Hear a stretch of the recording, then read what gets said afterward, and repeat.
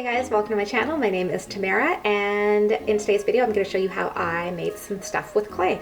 Okay, so let's jump right into it. So these were my inspirations, rainbows, and then this little like plant pot I think were super adorable, and they look like they wouldn't be too crazy hard to recreate. So here I'm just prepping up my workspace, and then this is a natural air dry clay that I purchased from Michales, and then I went online and I was able to save like an additional 30%, which is kind of the reason why I went to Michales in the first place, because I love those discounts.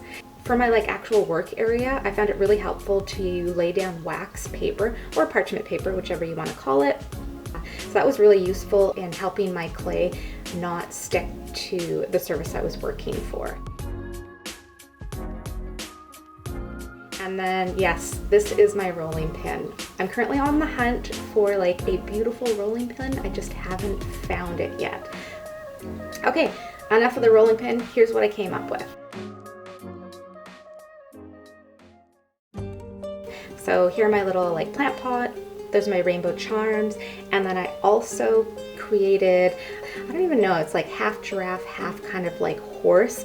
Then I let it air dry for 24 hours. And then the next day I pulled out like my primer, my seal, and the paints. And then I got to adding all of those layers onto my little clay pieces.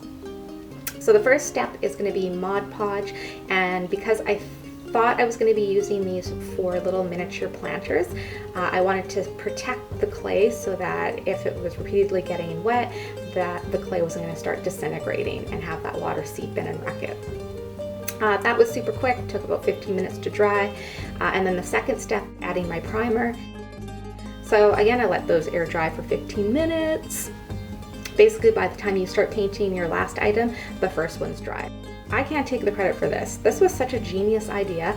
I was watching some guy on YouTube and he was using salad dressing containers to put all of his paint in. So I did it, I copied him, I love it, it works so well. And then my last and final step was just adding that luster and shine. All right, so here's before, my lump of clay, and then this is my after.